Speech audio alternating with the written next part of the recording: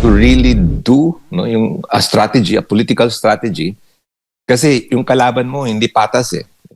So kung walang session mamaya, mas mabuti, importante bukas masimulan yung Blue Ribbon Committee. Importante makapagsalita yung mga Marines, yung 18 Marines na merong klarong ebidensya, may mga sworn affidavits. Yun ang kailangan malaman ng taong bayan. And hopefully, si former Congressman Saldico ay makapagsalita na rin. And then yung mga agencies ng government, former Speaker, former Executive Secretary Bersamin, former Secretary of DBM, si Pangandaman. So, I think yan yung hinihintay ng taong bayan, hindi yung drama ng minorya. Ang minority senators ay kumukontra nga dito sa Senate majority, particular na sa bagong Senate President Alan Peter Cayetano. Ano ba ang inyo pong masasabi?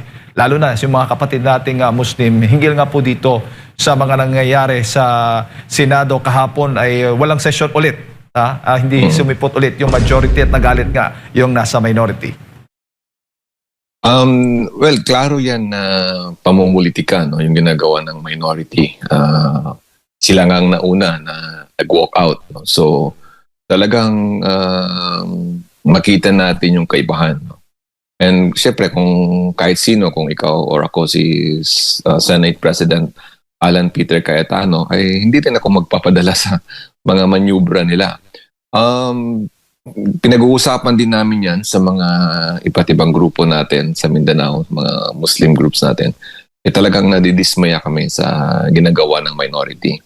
And yung iba nga gusto nang lumawas ng Manila para magpakita ng tulong sa ating majority, sa grupo nila, Senate President Alan Peter Cayetano. And I think yes, ating dadami pa yung magpapakita ng kanilang sympathy and suporta sa ating mga mabubuting senators sa majority. Opo. Aware o pansin rin ho ba ninyo yung patuloy na paninira ngayon sa Senate President Alan Peter Cayetano? Hindi lamang namang ordinaryong Pilipino, kundi yung mga naratibong naririnig natin sa mga mainstream, sa social media, o ano po sinasabi ng mga nasa minority, para pong yun po yung naratibo o argumento na nangingibabaw. Kung hindi ako nagkakamali, sir. Well, ang mga naratibo na yan, and then the narratives, they always come. Talagang part yan ng politika at part yan ng pamumulitika. Pero ang katotohanan, hindi yung narrative. Hindi yan siya simpleng narrative. Kasi ang narrative, it's like parang man-made. Pero yung sa aking pananaw, nasa katotohanan si Senate President Alan Peter Cayetano. Yung kanyang mga sinasabi ay base sa totoong nangyari. Yung pressure coming from the executive department, pressure coming from the other senators. So, kung makikita natin, yung sinasabi nating mga naratibo against majority, hindi lang mass media, alam natin, kontrolado ng mga present administration ngayon, yung majority, yung mainstream mass media. And alam din natin kung bakit yun, kasi most of the mass media na yan ay controlled or even owned. Ang nagbang-may-ari si former Speaker Martin Romualdez. Pangalawa, sa executive department, ganun din. Hawak-hawak nila ang NBI, DOJ, Ombudsman. So, halos lahat na ng agency ng government natin, hawak nila. And then ngayon, yung minority sa senators, klarong-klaro naman na yun, pilit nilang tinatakpan yung katotohanan na ang taong bayan, ang gusto nilang pag-usapan ngayon ay yung anong nangyari sa flood control. Kaya yung Blue Ribbon Committee meeting session by tomorrow, June 4, by all means, inshallah, God willing, ay mangyari at makita ng buong publiko kung ano ang ginawa ng present administration ngayon. Yung pilit nilang tinatakpan yung katotohanan, kahit ilang naratibo pa yan ang kanilang itatakip doon, hindi yun mapapalitan. Hiyang-hiya na raw yung mula sa minority senators, sir, dahil sa mga hindi pagsipot ng mga nasa majority sa mga sesyon. Sa katunayan, pangalawang pagkakataon na nga kahapon na hindi sumipot at hindi natin alam ang araw na ito kung kung matutuloy na ba ang sesyon o hindi. At may mga nagsasabi din na pinatayan sila ng aircon, lahat-lahat na lang ng mga negatibo against the Senate President, yung mga panukalang batas at saka yung mga pending pa ngayon na dapat nilang aprubahan ay na-delay na daw. Itong lahat, sir, nakikita ho ba ninyo na yung imahe, yung standard ng Senado ngayon ay bumaba dahil sa majority sa Senate President or dahil sa mga sinasabi o mga pahayag ng mga nasa minorya? Ganon din, ano. Sila yung maingay eh. Sila yung simulang umupo si Senate President Cayetano, Alan Peter Cayetano. Lahat na ng mga katakot-takot na mga issues nilalabas nila, no? So may magkakaroon daw ng kudeta, magkakaroon daw ng papalitan daw naman daw ang leadership. But that has been happening for more than 2 weeks na yata, di ba? Simula nung May 11. So, for me, pwede naman nating, ang mga Pilipino ngayon, hindi mo na yan maluloko eh. Pwede mo namang mapag-aralan, no? Isa-isa, kung ano yung track record ng mga senators, no? So, siyempre, with due respect sa kanila, hindi na lang natin sabihin yung mga pangalan nila. Pero titingnan natin, ano bang nangyari? Anong konteksto? No? So, yun yung sinasabi ko lagi sa mga meetings din, sa mga kasamahan natin. Ang truth will never be, it will always float eh. Lalabas at lalabas yan. So, no matter ibaon mo yan siya, hindi yan siya mawawala. No? Kaya ako sa tingin ko, it's better to really do, no, yung strategy, a political strategy, kasi yung kalaban mo hindi patas eh. So kung walang session mamaya, mas mabuti, importante bukas masimulan yung Blue Ribbon Committee. Importante makapagsalita yung mga Marines, no, yung 18 Marines na merong klarong ebidensya, may mga sworn affidavits. Yun ang kailangan malaman ng taong bayan.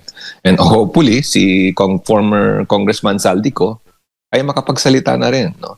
And then yung mga agencies ng government, no?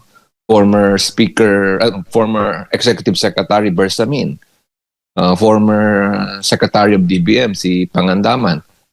So, I think yan yung hinihintay ng taong bayan. No? Hindi yung drama ng minorya na alam naman natin na parang mga batang maliit eh. And yung mga naniniwala sa kanila, yan lang naman din yung sinasabi nila, ang DDS, may pagkakulto daw. Eh mas grabe itong sa kabila, yung mga pink and mga ang LP. No? Yung one time, di ba, sinasabi nila na parang kina-curtail daw yung voice, no, or yung privilege or yung right ng isang senator magsalita. Eh mismo yung nagsabi ng ganun, eh may record na siya mismo yung nag-mute nung microphone nung isang senator. So ngayon parang ang nakikita ko yung cycle na pilit nilang ginagawa, no, yung parang nakasanayan na ng iba. Yun yung gusto nilang ibalik. Yun ang gusto nilang yung sistemang baluktot, no? Yun ang gusto nilang ibalik sa Senado. Pero yung senators natin, the majority, no? 11 ngayon, yung dalawa wala, Senator Bato and si Senator Estrada, ay sa tingin ko, they will be remembered, no, in history. No? This will be, mapapag-uusapan ito ng ilang dekada, no? The next generation from us. sila yung maghuhusga. Sila yung magsasabi na nasa tama at nasa moral ground tayo ngayon. Opo. At pinaparesign nga itong si Senate President Alan Peter Cayetano ng minority. Sa tingin mo kung sakaling gustong palitan o tanggalin sa pagiging Senate President si Alan Peter Cayetano, may sapat bang bilang ang minority? Una, bakit siya magre-resign? After all these things na nangyari. So definitely, resignation is wala yan sa option. Hindi ko nakikita sa principle and sa standing ni Senate President Cayetano na magre-resign siya. No? He will fight this until the end. No? Pangalawa, yung numbers naman, 13 lang naman yan di ba? Yun sinasabi nila. 13 yung kailangan. So, kung titingnan naman natin yung majority sa kanilang lahat, parang by 2027, filing na ng candidacy on October. Ilang months na lang ito. So, matatapos itong impeachment, iba na magiging iba na yung takbo ng panahon. No? So, kung nasa grupo ka ni Senate President Alan Peter Cayetano, bakit mo pasisirain yung pangalan mo? Ay mismo sila ay witness sa anong ginagawa ng present administration. Opo. At alin bang mas mabigat? Itong flood control anomaly o itong impeachment laban kay Vice President Sara Duterte? Definitely yung anomaly. Yung impeachment naman, hindi ko maintindihan. Una, klarong-klaro na, let's say, 1, 2, 3, yun yung accusations. Sinagot naman ni legal group ni Vice President Inday.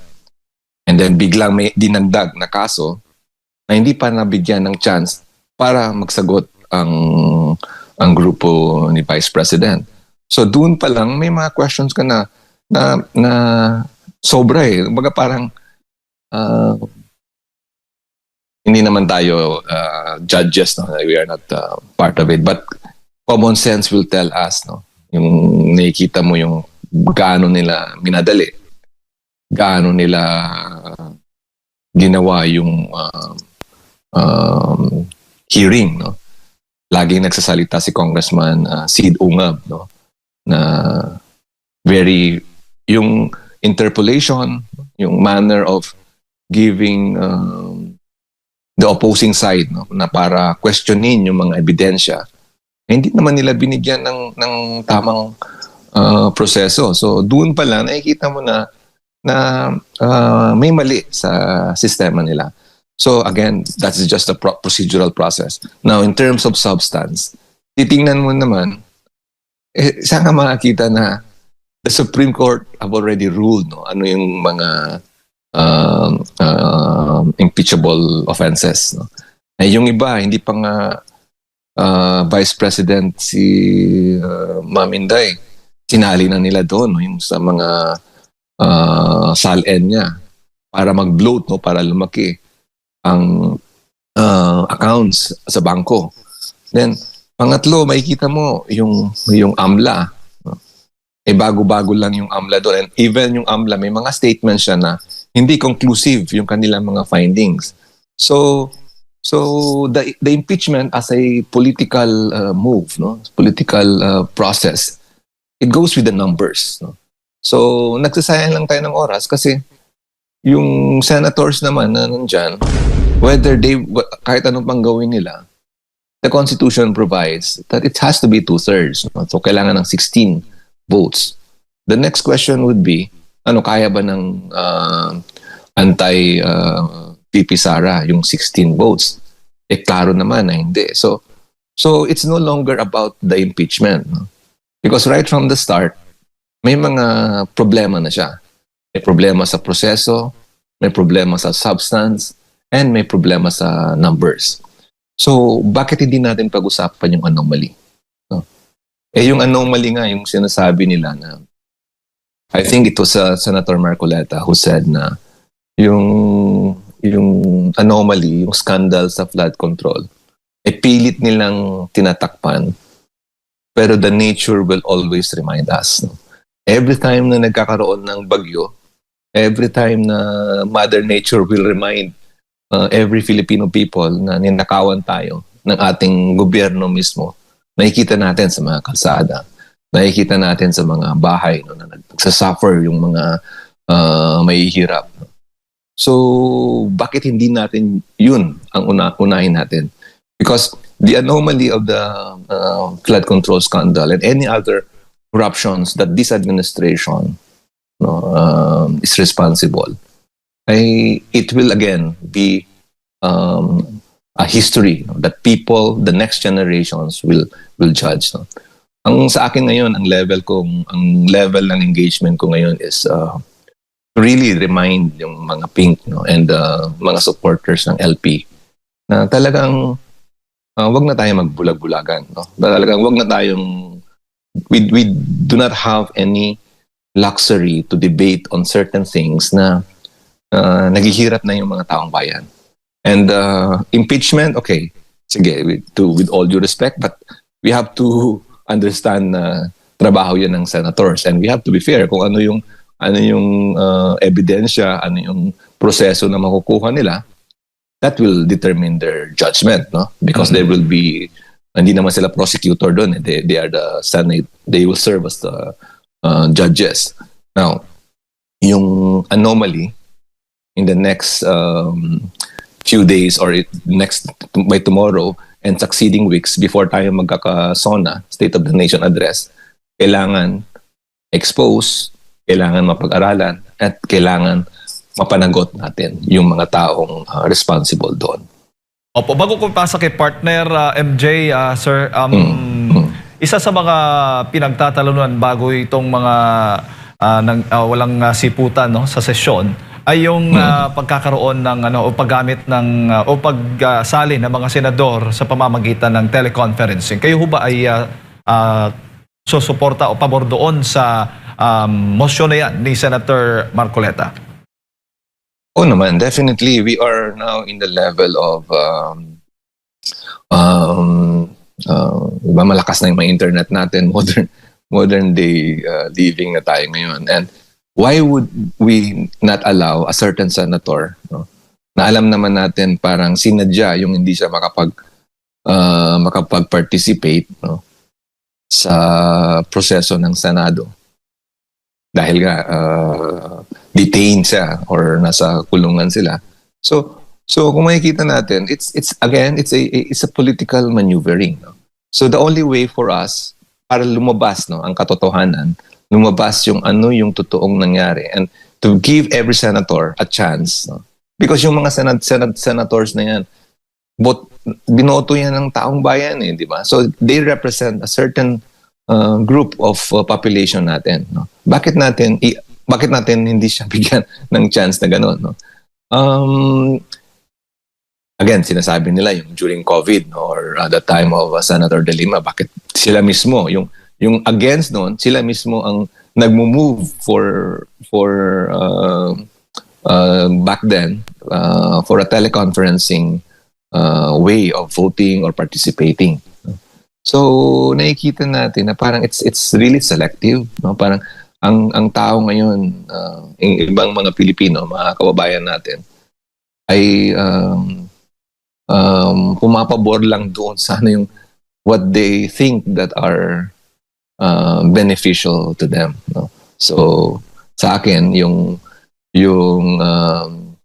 online voting and online participation ay isang proseso na that can give justice to the Filipino people that voted to the senators, and that can also give a fair fight, no? A fair decision making, no?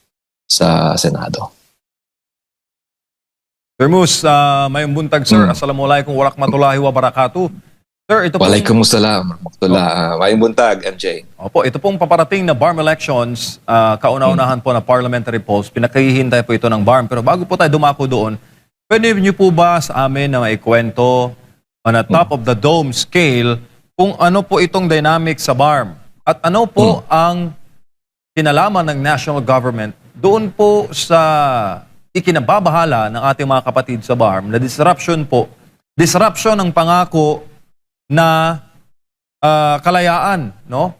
Freedom to rule ng ating mga kapatid na Moro dyan po sa BARM, na siya po ang naging pangako ng Bangsamoro Organic Law.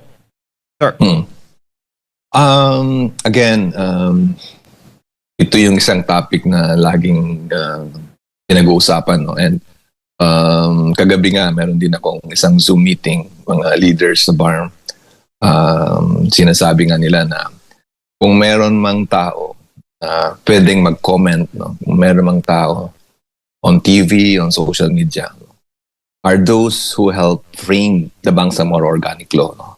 Yung mga commissioners, yung mga former members of the parliament. And fortunately, ako po ay isang commissioner, no? Ako po ay dating member ng Bangsamoro Transition Commission from 2019 to 2017 to 2019, no? More than 2 years.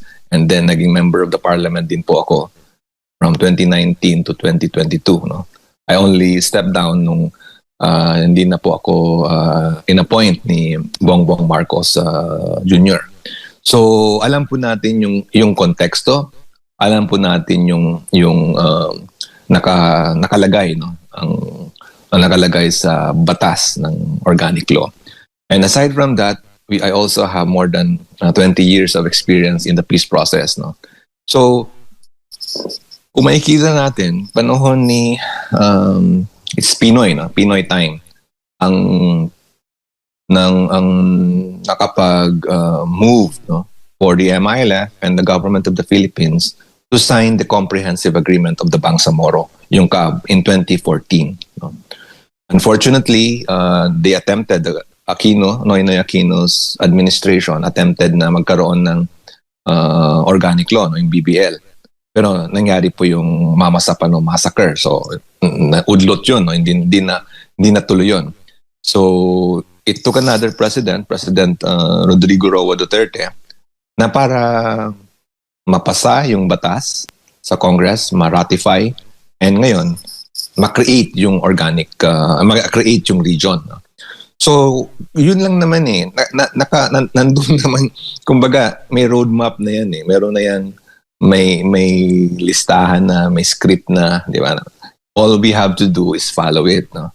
And as a former commissioner of the Bangsamoro Transition Commission, ay tumulong din ako doon sa transitory provisions, no? The last provision of the organic law, yun yung magiging basehan natin kung paano natin patakbuhin yung BARM, no, while we are in transition. Now, ang nangyari, hindi sinusunod ng current administration, no? Hindi nila nirespeto yung agreement, no? It's not an ordinary agreement because it's an agreement signed by the Philippine Republic, no? Republic of the Philippines, yung presidente natin, no? Paano ni Pinoy and then si President Duterte, no? And yung mga tao na nandoon, no? Yung kaharap nila, kasabay nila doon sa proseso are also leaders, no? Leadership of the MILF, no? Now, again and again, kung titingnan natin, bakit bigla nilang pinalitan, no, si Chairman Murad as the interim chief minister back in March 2025, no? There are allegations of corruption. Again, parang yung naratibo na sinasabi natin kanina, no, parang yun din yung naratibo na nangyayari sa region, eh. No, parang isa lang yung director ng gumagawa nung eksena from the national to the regional, no? And so titingnan natin for what, no? For what purpose, no? So parang ganun din, it's political maneuvering, no? Na nawawala yung essence ng peace process, no? Nawawala yung objective na kailangan may mga kasunduan, no? May organizations, may institutions that sign an agreement with the government. Dapat yun ang masunod natin. Pero, again, ginawa ng kaso yung mga tao, mga leadership, no, para mawala. And then ngayon, upcoming elections, ganun din, no, yung all the allegations. So, hindi po tayo parang batang maliit na pwede nilang ganun-ganunin lang. No? Pwede nilang gawaan ng isang storya na maniwala tayo kaagad, because the reality and again the truth will always tell us, no, na hindi po yung kanilang pinapakita, hindi po hindi yun ang tama, at hindi yun ang katotohanan, no? Now, ano ang magiging implications? I know hindi mo pa ito tinatanong, MJ, but the implications now are worsening, no, sa baba, no? Kaya nga yung sinasabi ng mga nakakausap ko, parang deadlock na sa BARM, deadlock na sa national. So parang people are really pagod na yung mga tao, and hindi ko alam kung ano ang possible, where will this lead us. Yeah. Opo, so you're saying, sir, na yung political autonomy na pinangako po ng Bangsamoro Organic Law, na yung national government ay hindi dapat pakialam sa tenure ng mga nakaupo sa transition government up until magkaroon po ng parliamentary elections sa BARM para maghalal po ng mga opisyal na bunga po ng peace process. Na yung binoto mismo na mga taong subject sa peace process na binuo, na aprubahan, na ipasa sa Duterte administration, na dapat sana iginalang ng kasalukuyang administrasyon. Yung ba yung ibig niyong sabihin, sir? Oh, definitely. That's the you were able to capture it right, no. Kasi yun naman yung pinaglalaban ng MILF, ano, yung pinaglalaban ng Bangsamoro ay magkaroon kami ng autonomiya, magkaroon kami ng way to kumbaga i-cut yung umbilical cord, no, sa national government. Ang nangyayari ngayon, nandun pa rin parang ayaw pa rin bigyan, no? Parang the national government, especially the present administration, really wants us to fail, no? Parang yun yung nakikita natin. So, but it was not designed that way. It was designed for us to mature, no? To make sure that politically mature, and to make sure that autonomy will work, because we among ourselves will decide, no? Pero ang nangyayari is, pag may mga problema, may mga disagreements, some of the leaders in the BARM goes to the national, and Malacanang na naman ang magde-decide. So it's very unfortunate, MJ. Opo, sir, sa ibang paksa naman, kaugnay pa rin sa Mindanao, sa latest po na survey ng SWS, negative 15 na po ang net satisfaction ratings ni Pangulong BBM. Yan po yung graph. Pero specifically sa Mindanao, nasa negative 40 na po ito. Termus, as of March 2026, mula po yan sa negative 29 na net satisfaction survey ng SWS of November 2025. Mindanao, part po niyan, BARM. Anong tingin mo dyan, sir? Bakit po umabot sa ganito, kababa, sa national, on a national scale, negative 15, Mindanao alone, negative 40 po yung net satisfaction ratings ng Pangulo? Actually, survey lang yan, ano? Survey, kumbaga, yung katotohanan niya, baka sobra pa. Baka mas grabe pa yung actual result niyan, eh. Kasi it's basic naman, di ba? Ano ba ang legacy ng administration na ito ni President Bongbong Marcos Jr.? So ano ba yung nabago sa buhay ng mga tao? Yan yung mga basic questions na pag-aralan natin, titingnan natin. And given the fact na hawak nila lahat ng mga mass media, no? Hawak nila yung mga mainstream mass media, the newspapers, no? The radios, no? Salamat nga tayo, merong SMNI na talagang nagbibigay ng opinion, no? Nagbibigay ng not opinion but a platform for people like me, you know, people like yung mga hindi sumasang-ayon sa administration, no?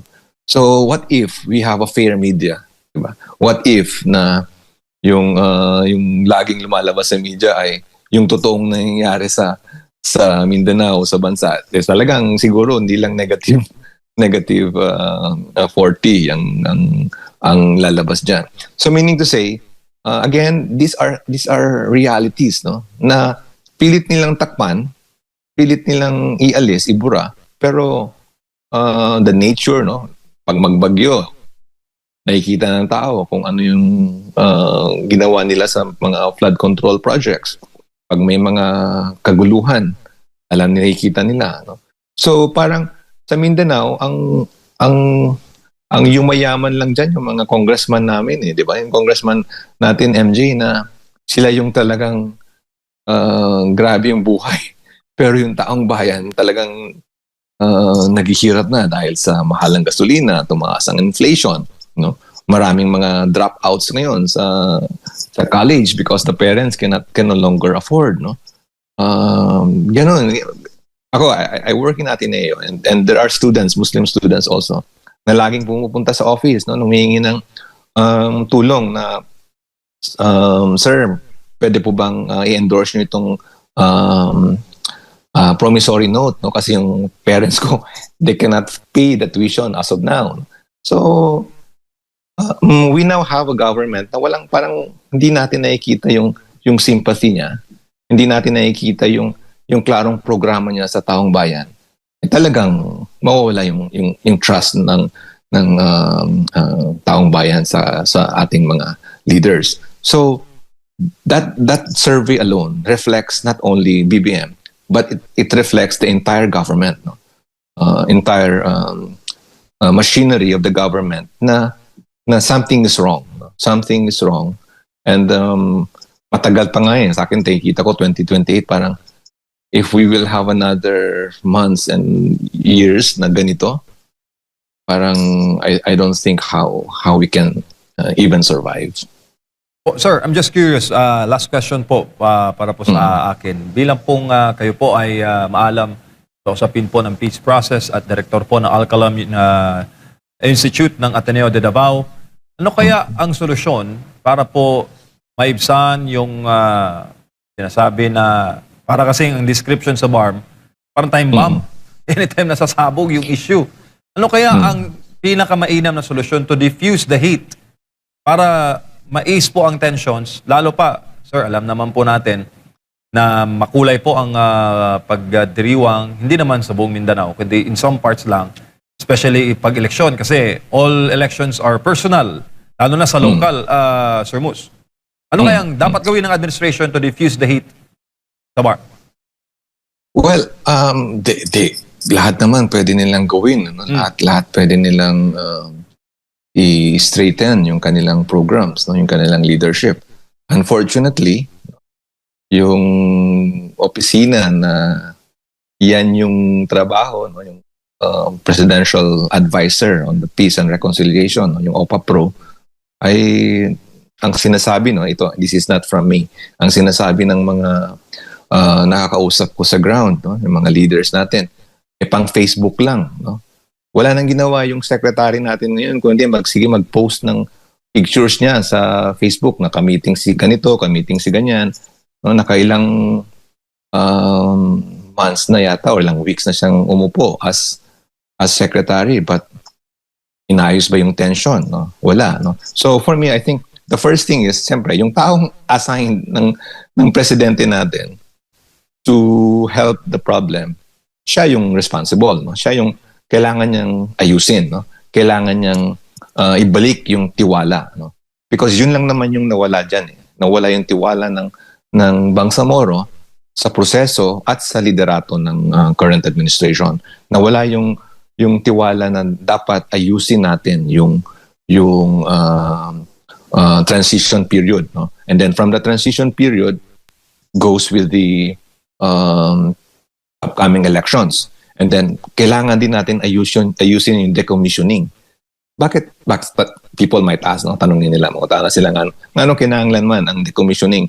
Well, that's the main reason bakit may peace process. Kailangan natin ma-decommission yung mga MILF combatants because yung sinasabi mo, anytime it might blow up, no? It is a walking time bomb na yung armadong grupo na darating yung time na baka magkakagulo na naman sa Mindanao. So to ease the tension, number one, kailangan yung taong in charge niyan, ayusin niya yung trabaho niya, gawin niya yung trabaho niya. Pangalawa, ibalik yung tiwala, no? How do you do that?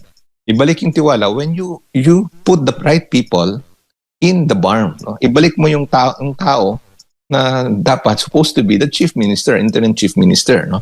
Pangatlo, i-continue yung pagtalaga ng government panel. No?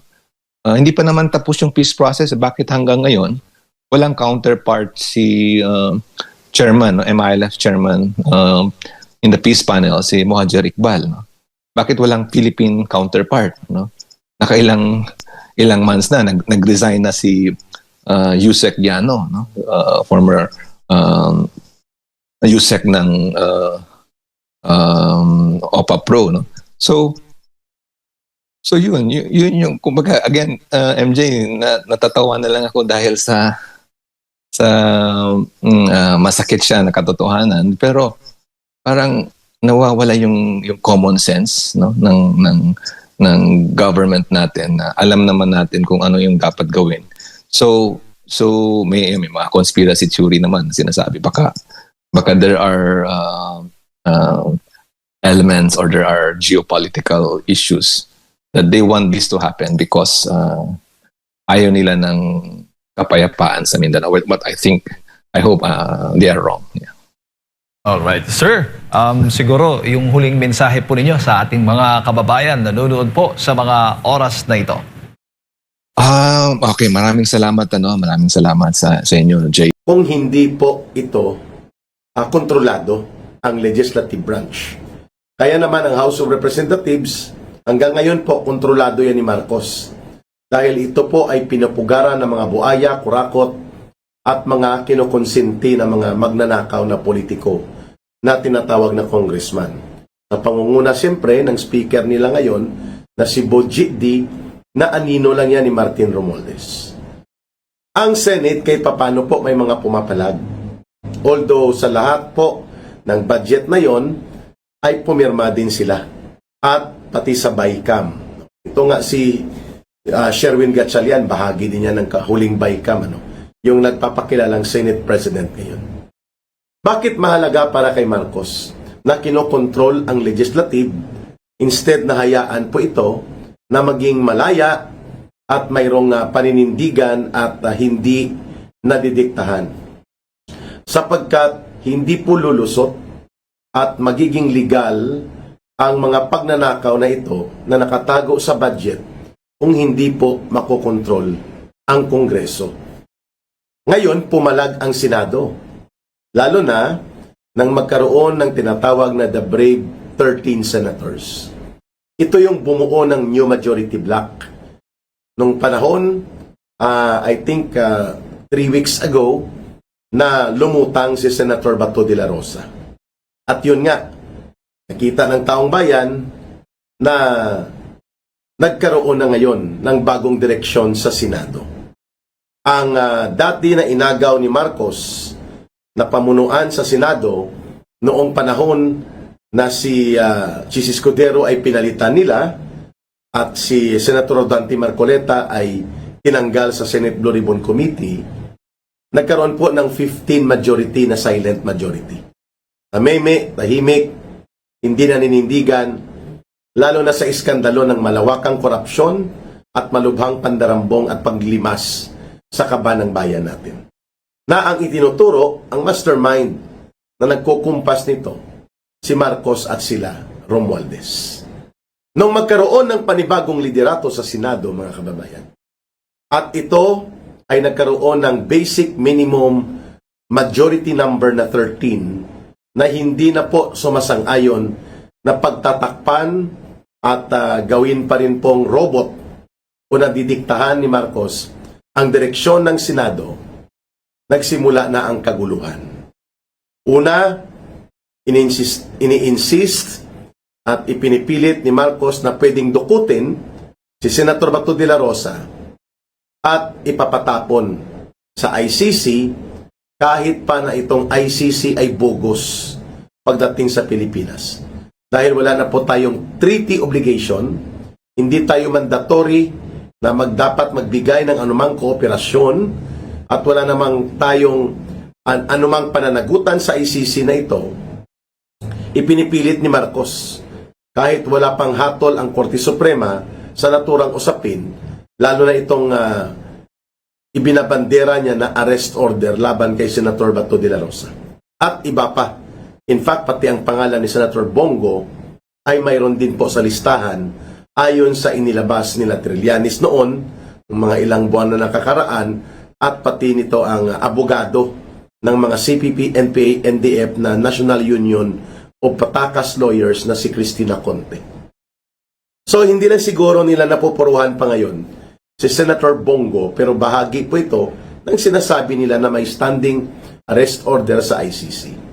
So ginamit ng ICC, kapareho ng paggamit nito ni Marcos, at may mga lumalabas nga na impormasyon ayon sa salaysay ng 18 former soldiers na naging security personnel ni Ginoong Saldico at itong tinatawag na the new 18 Marines or 18 soldiers na whistleblowers. Pati ang ICC po ay nasuhulan nito. Minimum ay 100 million pesos or equivalent to $2 million ang ibinigay para lamang gawin ang case build-up laban kay former President Rodrigo Duterte. So, ganyan ang nangyari kay Senator Bato de la Rosa. At sinunod po nila ang isa pang hakbang na abusado at puno ng mga magic yung pag-twist ng mga proseso at ng mga facts of the case nila, ginamit na naman ang ombudsman ni Boying Rimulya. Bilang siya ang ombudsman, kinasuhan at sa loob lamang ng 4 na araw na aresto at nakulong si Senator Jinggoy Estrada. Kaya yung nabuo na 13 senators, kaagad po in less than 1 month, 11 na lang silang natitira. No, mga kababayan? Siyempre, hindi pa tumitigil si Marcos at ng kanyang asawa. In fact, sinasabi na ngayon ng maraming sources na ang tumawag at kumausap kay Jinggoy Estrada on the night before siya arestuhin at ipakukulong nang lumabas ang kanyang arrest order sa Sandigan Bayan sa kasong plunder na non-bailable, si Lisa Araneta Marcos, ang asawa ni Bongbong Marcos Jr. na sobrang pakialamera. At ito ay nabunyag na ito din ang humagulgol dito sa kanya at yumakap-yakap pa si Chis Escudero bago maghudas at sumama sa grupo na itinayo nila nito nakarang araw lang na 12 hudas na mga senador. 12 hudas. So, makikita natin ang pattern ng pangingialam, ang pattern ng pagyurak sa Senado. At ngayon, dahil nabuo na ang 12 hudas, 10 na lang ang natitira doon sa original na 13 senators. At ngayon, ay naglakas loob itong 12 hudas na mga senador na ni Marcos na ang layunin ay mapigilan ang pagkakaroon ngayong araw na ito ng Senate Blue Ribbon Committee investigation. At inilagay nila ang sarili nila kahit walang quorum. Ano po ang quorum, mga kababayan? Ang quorum po ay ang legal na batayan sa mga usaping teknikal sa parlamentaryo na proseso like legislative or like for example, barangay council, city council, municipal council, sangguniang bayan, sangguniang panlalawigan, House of Representatives, at sa atin ay Senate. Kailangan bago magsesyon, bago magkaroon po ng roll call at magkaroon ng business, order of business, session o ano pa mang mga importante na sakop ng kapangyarihan ng legislative body at all levels, kailangan po may quorum para magiging legitimate, valid, and legal ang desisyon at aksyon na gagawin ng naturang legislative body. At yan po ay nasa konsepto ng rules and legal procedures na gumagabay patungkol sa mga legislative sessions. Quorum. Ang quorum po sa konstitusyon natin, sa Ligang Batas ng Senado, ay dapat ito ay majority of the senators plus 1. Majority of the senators na buo ng ating ng Senado ng Pilipinas. So kung ang nakalagay sa saligang batas 24 ang senators, therefore ang 50% nito is 12. At dagdagan mo ng isa pa dapat na senador. Even ang isa dyan ay presiding officer, okay lang. 13 dapat. Kasi 12 is the 50% plus 1. 13 quorum.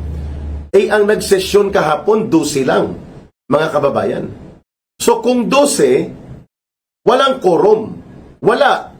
So, kung walang quorum, illegal ang ginawa. Illegal. At kung walang quorum, hindi valid ang kanilang mga desisyon. Hindi valid.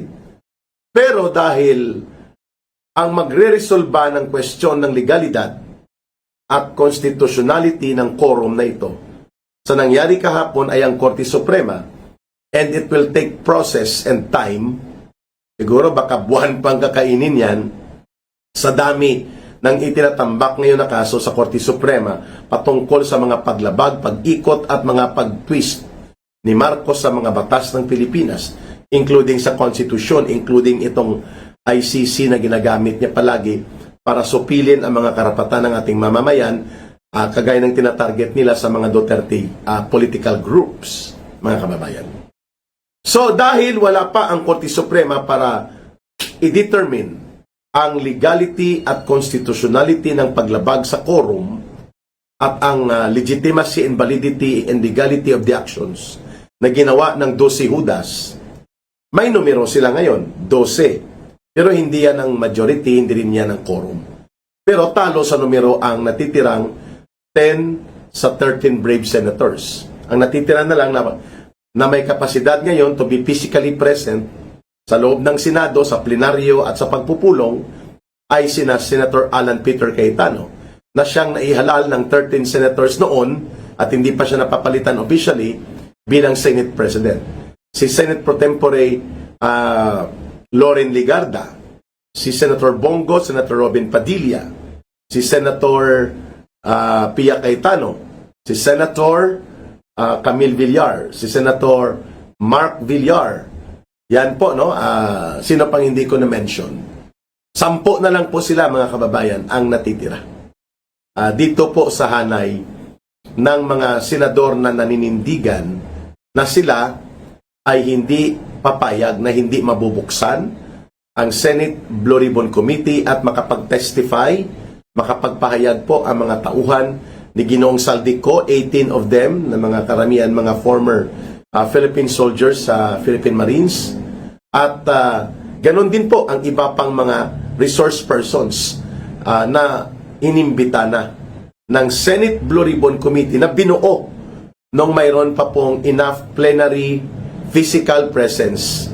Pag sinabing plenary physical presence, yung hindi pa po nauhuli si Senator Jinggoy Estrada, 12 pa sila at hindi pa naghudas o sumama sa 12 Judas si Chis Escudero, 12 pa sila.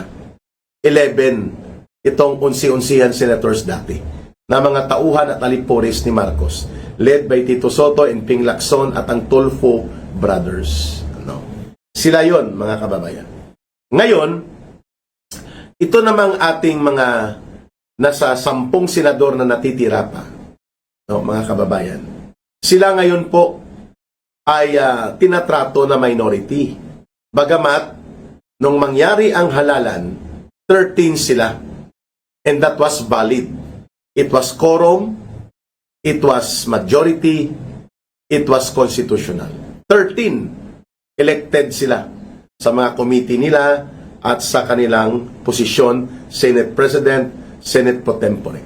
Pero dahil nga nagmaniobra ng marumi, sila Marcos, ginamit ang Ombudsman, ang DOJ, ang PNP, lahat upang ipakita ang poder ni Marcos na kaya niyang diktahan, tapakan, yurakan at wasakin ang integridad at kalayaan ng isang institusyon na dapat ay iginagalang at pinoproteksyonan ng saligang batas at ng mamamayan at ng ating gobyerno bilang isang separate and independent body of the government at bilang check and balance instrument. Walang pakialam si Marcos diyan. Ginamit niya sa puno ng kaabusuhan at paglapastangan sa fundamental na prinsipyo ng constitutional democracy, sa rule of law. Baliwala lahat kay Marcos to. Masunod lamang ang kagustuhan nila ng grupo ng sindikato nila. Si Marcos, si Lisa Araneta, si Martin Romualdez, na hindi maibubunyag ang katotohanan sa loob ng Senado sa pagpapatuloy muli ng Senate Blue Ribbon investigation. Yan po ang pinaka-purpose ni Marcos.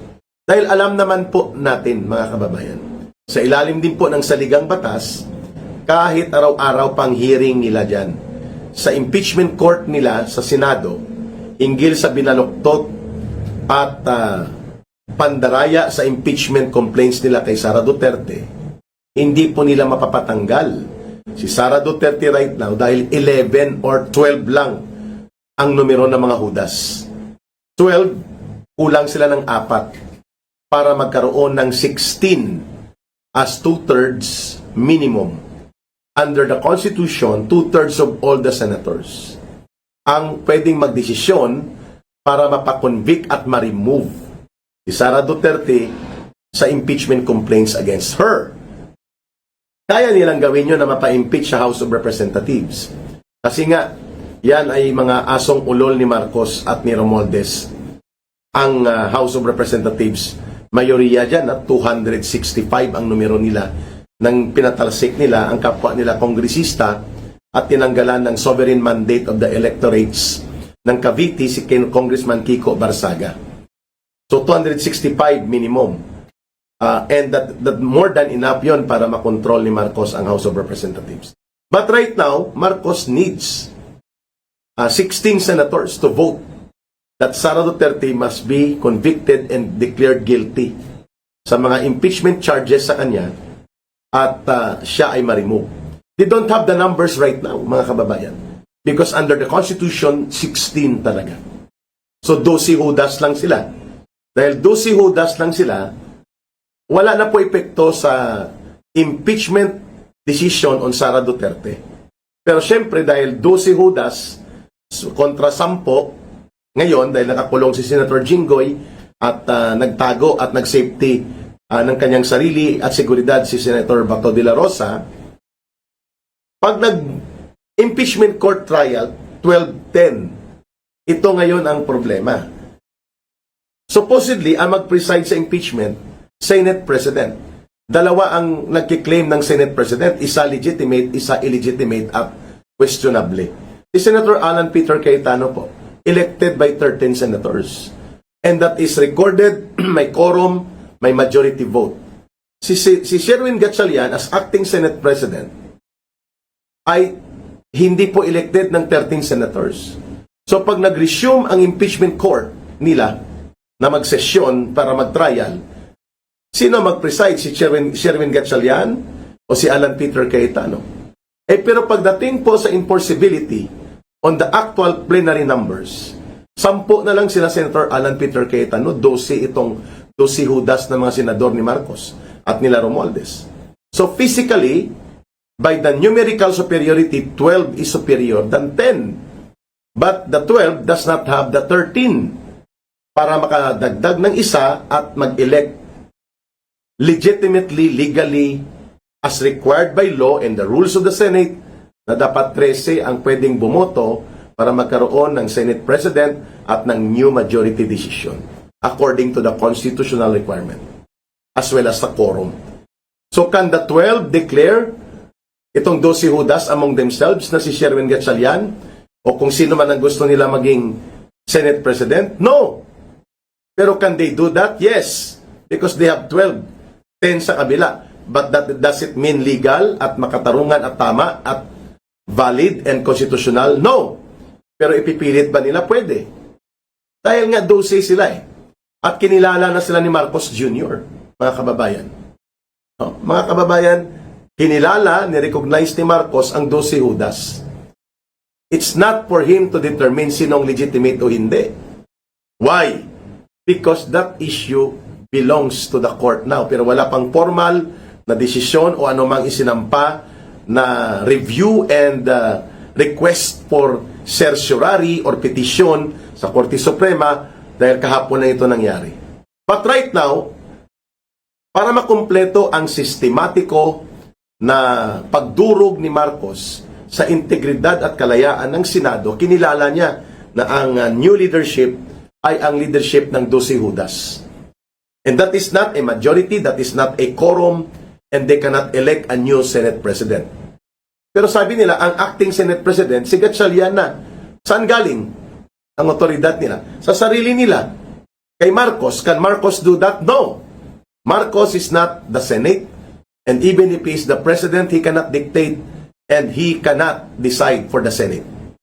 12 lang sila, paano nila napalitan si Senator Alan Peter Cayetano when he was elected by 13 senators during the time na kumpleto sila. Yan, mga kababayan. And when the Senate Blue Ribbon Committee magpapatuloy ang kanyang session or other committees, pwedeng i-take over ng 12. In the actual plenary numbers, they have 12. 10 lang po ang kalaban. 10 lang po ang numero. Ang lalabanan nila, so 12, superior sila. Kahit pa na Senate President pa rin, legally, si Alan Peter Cayetano, although dineklara na ni Ping Lacson at nila Gatchalian at ng 12 Judas na hindi na siya Senate President. Pero, klaro, only 13 senators at the minimum can remove. The Senate President is in the rules to form the new majority decision block of the Senate. Hindi 12. O, di ba? Kasi kung ni-remove nila si Alan Peter Cayetano, tatanungin ngayon ng taong bayan, anong basis nyo kay 12 lang kayo? Ang nag-elect sa kanya as per records of the Senate, 13. Only it happened na wala na po ang dalawa doon at ngayon 3 na kasamang Judas na ito na si Chis Escudero. They 10 na lang sila. But you still do not have the vote of 13 senators. So ito po ay question na dapat niresolba ng Korte Suprema. At ireresolba pa sa Korte Suprema. Pero si Marcos nangialam na. Kapakialamero dahil takot na takot siya at nanginginig, nagpapanik siya na baka matuloy ang Senate Blue Ribbon Committee. Kaya naman investigation. Kaya naman si Sherwin Gatchalian, dahil feel na filya ang pagka-illegal na Senate President niya, nagdeklara siya ng work from home lahat ng mga staff sa Senado. O di ibig sabihin, isasarado ang Senado? Kapareho ng pagpadlock noon ni Marcos Sr. nang dineklara niyang martial law? Wala tayo sa panahon na ganun. And even if Marcos declares martial law under the 1987 Constitution, he does not have the power to lock down Congress and prevent the session or the operation of the legislative branch ng House of Representatives at ng Senate, or even the operations of the Philippine judicial courts or judicial system. Under the 1987 Constitution, it is not allowed, or it is not an authority covered by the declaration of martial law of the President. Pero wala tayo sa lumang martial law ni Marcos Sr. Pero ngayong araw ay hindi papayagan na papasok sa Senado. Walang mga staff, walang magno-notes, walang Senate Secretariat, walang operational organization ngayon ang Senado. So sino nagsasabotay? Ang remaining 10 senators na sinasabi ni Marcos at ng 12 Judas niya na mga sabotahero daw ito, magugulo, at lalo na si Senator Alan Peter Cayetano. Pero sino ang nagsabotahe? Di po ba itong illegal? 12